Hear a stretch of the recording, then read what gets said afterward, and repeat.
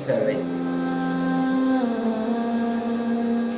To daidai nan ne nake yi ma kaina nasiha da kuma ku musamman mata.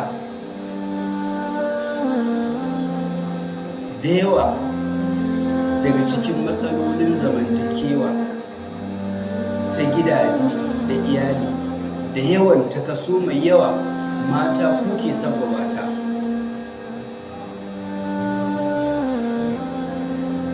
Kaga idan kaga gida ba zaman lahiya ya rikici, to in ka bibiya ba an ce duka ba amma majoratin gidaje mata su suka rikita gidan nan.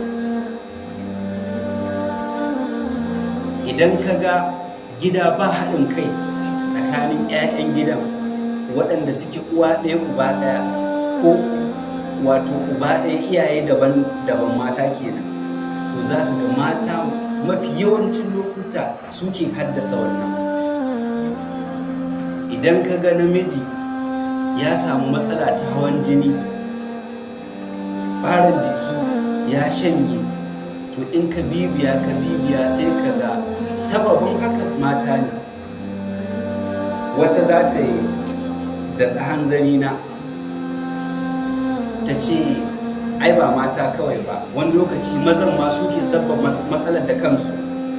Na yarda da haka, amma ina nufin idan aka auna to mafi rinjaye shine mata sun fi gudunmuwa akan haka. Akwai gidajen da mazan suke rusa kansu da kansu, na san akwai haka. Akwai mazan da su duk rigimar da ke tsakanin matansu su suka haddasa. Akwai irin waɗannan gidajen. Akwai gidajen da in ka ga rashin jituwa da rashin zaman lafiya da rashin haɗin kai tsakanin 'ya'ya, to mazan suka sabbaba. Akwai gidan da in ka ga cuta ko wani matsala na hawan jini ya soke mijin, to shi ya sabbaba har matsalar ta kai ga haka. To amma ina nufin cewa mafi yawancin lokuta mata suna da gudunmuwa mai ƙwari da suke badawa ga haihuwar wannan matsaloli. Na san dai maganar nan ana ji na wata dai abin za ta ce to an tattara laifi duka an jewa musu, amma ba ku yadda da maganar nan ba kuwa?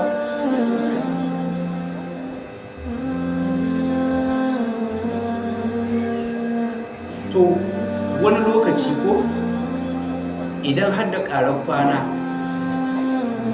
in ajalin da Allah ya eba ma namiji ya cika, wannan rigingimin ku suke kai shi lahira. Ai an samu da yawa, wallahi an samu waɗanda wannan abubuwa na rashin zaman lahiya da hayaniya da tashin hankali da mata suke haddasawa a gidaje, wani nan take sai a ce ba shi, kuma matsaloli ne da yau da kullum ya rasa inda zai sa rayuwar shi. To daidai nan ne muke muku nasiha, don girman Allah mata ku ji tsoron Allah, ku rage ire-iren waɗannan abubuwa. Ita wa duniya nan ba komai take ba.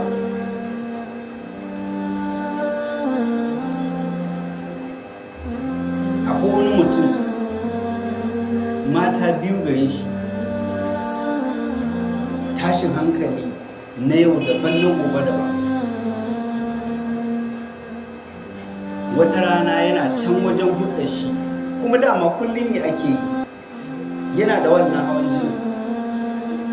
Wata rana yana can wajen hulɗar shi ta rayuwa, aka je aka ɗauko shi, aka ce to gidanka ba lahiya, ga ya can haƙuwar gida ma sun fito. Ya zo